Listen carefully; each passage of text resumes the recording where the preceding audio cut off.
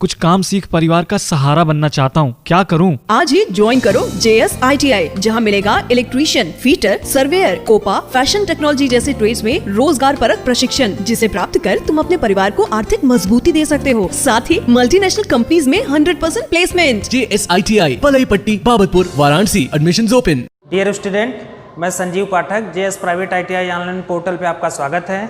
जैसा कि हमारा वीडियो जो चल रहा है वह अलजेब्रा का चैप्टर है, electrician second year math WCS, जिसे वर्कशॉप कैलकुलेशन एंड साइंस कहते हैं। तो अलजेब्रा में लगभग एक वीडियो हमारा पढ़ चुका है, उसमें सारे फंडामेंटल्स जो थ्योरम थे या जो फार्मूले थे, जो सूत्र थे, किस किस तरीके से सवाल आता है उसको बता दिया गया था। तो उसी सूत्र, उसी फार्मूले पर आधारित कुछ क्वेश्चन का प्रैक्टिस आज किया जाएगा कि किस टाइप का क्वेश्चन हमारे पेपर में, एग्जाम में, कंपटीशन में पूछा जाता है। तो देखिए, पहला सवाल है यहाँ पर कि 14x 14x plus 3y plus 25x plus 2y का मान बताइए। तो आपको बताया गया था पहले वीडियो में, अगर ध्यान होगा आपको, कि पद दो प्रकार के होते हैं, चर पद और अचर पद। तो चर पद क्या होता है, जैसे मान लीजिए x, y, z, ये सब क्या हो गए, चर पद हो गए। अचर पद जो फिक्स रहते हैं, जैसे 2, 3, 4, 5, 6, ये सब फिक्स है, इनके मान में कोई परिवर्तन नहीं होगा। और चर पद हो गए x, y, z, x का मान बदलेंगे।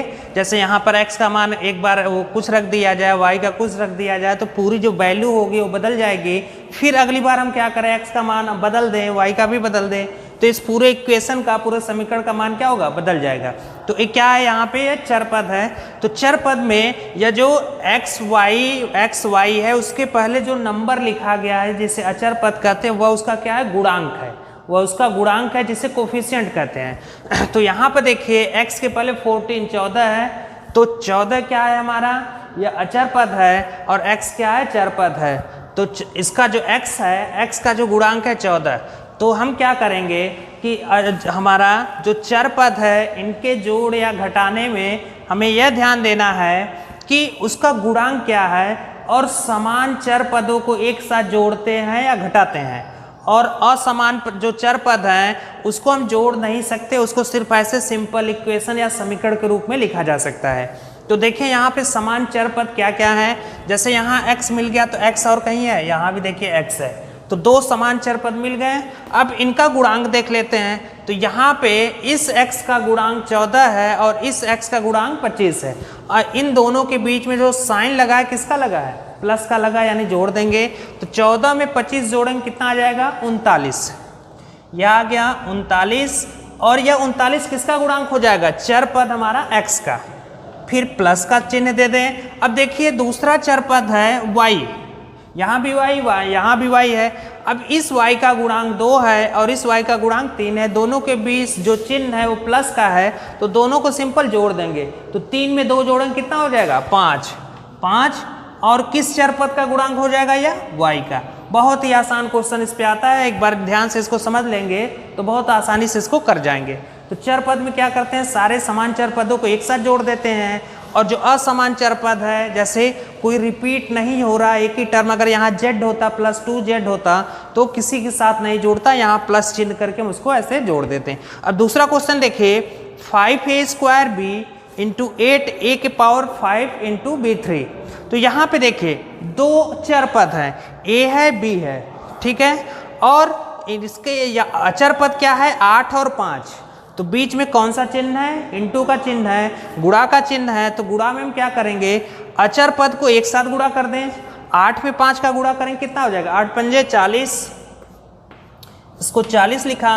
अब आपको ध्यान होगा, फार्मूला बताया गया था कि जब भी हम चर पदों का, समान चर पदों का गुणा करते हैं तो घात को जोड़ देते हैं। तो यहाँ समान चर पद a दोनों का गुणा करेंगे, तो a को तो हम ऐसे लिख देंगे, और यहाँ पे घात कितना है, 2 है, यहाँ पे कितना है, 5 है, तो दोनों को जोड़ देंगे। 2 + 5 कितना हो जाएगा, 7।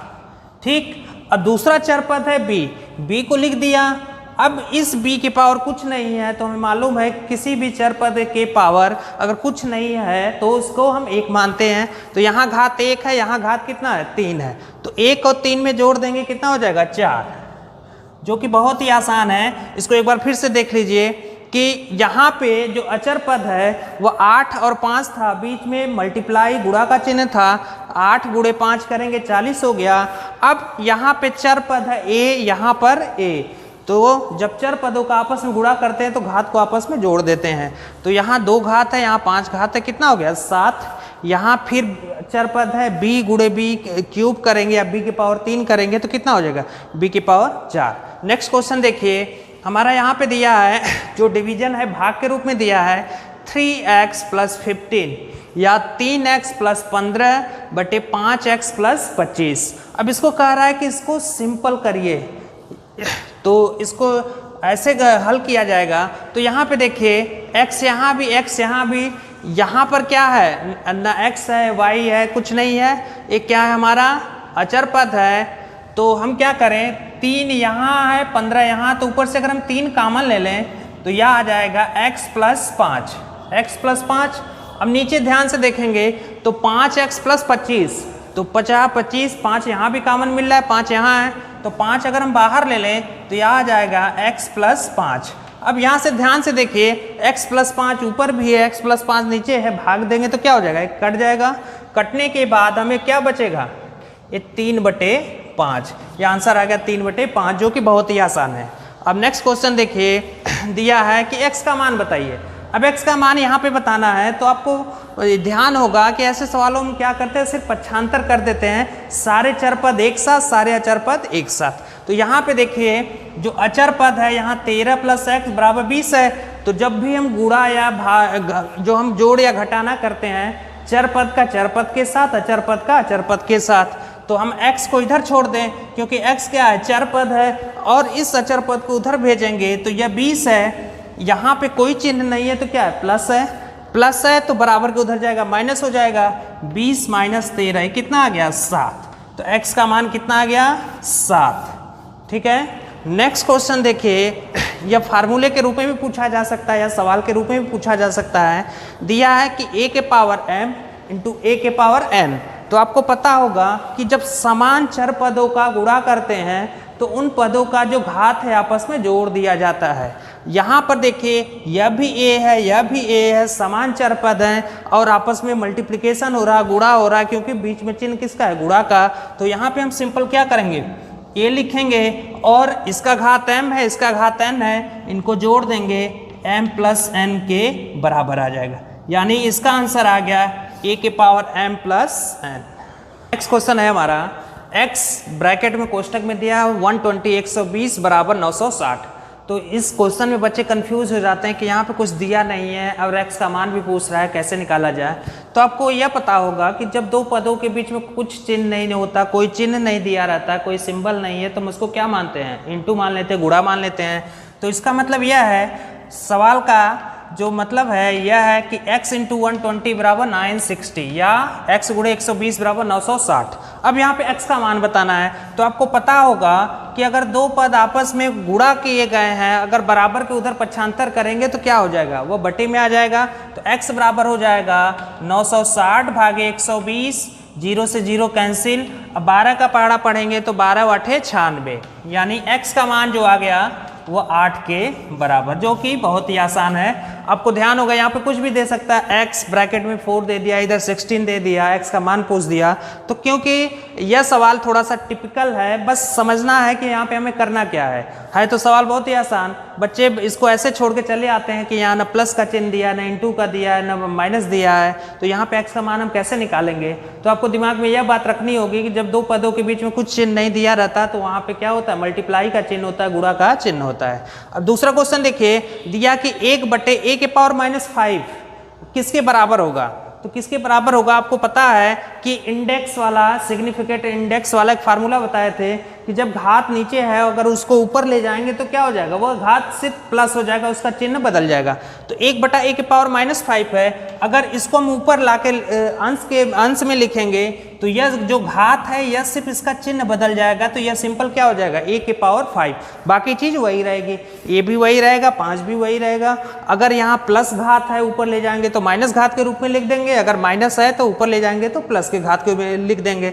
और 8वां क्वेश्चन है, यहाँ पे सब्सट्रैक्ट करना है, घटाना है। तो दो पद दिया गया है 4y² - 2x + 8x² ब्रैकेट में है कोष्टक में, माइनस दूसरा दिया 3x minus 4x square plus 2y square. यहाँ पे हम क्या करें कि दोनों ब्रैकेट को कोष्टक को खोल दें। 4y square minus 2x plus 8x square, इसको ब्रैकेट को खोलेंगे तो यहाँ पे चिन्ह क्या होगा, सबका चिन्ह बदल जाएगा। यहाँ पे कोई चिन्ह नहीं है तो प्लस का चिन्ह है, तो प्लस है तो क्योंकि ब्रैकेट के बाहर माइनस है तो जब जैसे ही कोष्टक हम खोलेंगे सबका चिन्ह बदल जाएगा। तो प्लस की जगह क्या हो जाएगा माइनस, या माइनस है तो क्या हो जाएगा प्लस, और यह क्या हो जाएगा माइनस 2y स्क्वायर। अब आपको सवाल में बताया गया था कि जब चर पदों का आपस में गुणा या जोड़, घटाना या जोड़ करते हैं तो वहाँ पे समान चर पद को एक साथ जोड़ते या घटाते हैं। तो यहाँ पे देखिए y स्क्वायर और कहीं y स्क्वायर है, यहाँ पे देखिए y स्क्वायर है, तो इसका जो चिन्ह है कोफिशिएंट गुणांक का जो चिन्ह है प्लस है, यहाँ पे देखिए माइनस है। तो 4 माइनस 2 करेंगे कितना हो जाएगा 2, और y स्क्वायर 2 किसका गुणांक है y स्क्वायर का। अब देखिए दूसरा पद है x और कहीं x है, यहाँ भी x है, इस x का गुणांक -3 है और इस x का गुणांक -2 है। तो माइनस माइनस क्या होता है, आपको नियम बताया गया था कि जब दो पद आपस में माइनस माइनस के साथ लिखे गए हैं तो दोनों को आपस में जोड़ देते हैं और चिन्ह क्या रखते हैं, माइनस का चिन्ह रखते हैं। तो यह हो जाएगा -5x। ठीक, अब देखिए नेक्स्ट है हमारा x स्क्वायर। तो x स्क्वायर का टर्म है यहाँ पर, हाँ दिया है, plus 8x square plus 4x square, इनको जोड़ देंगे तो यह हो जाएगा 12x स्क्वायर के बराबर, जो कि बहुत ही आसान है। कि आपको वीडियो पसंद आई होगी, हमारे चैनल को सब्सक्राइब करें, हमारे वीडियो को लाइक करें तथा वीडियो से संबंधित अपडेट को पहले पाने के लिए बेल आइकन जरूर दबाएं। Thank you.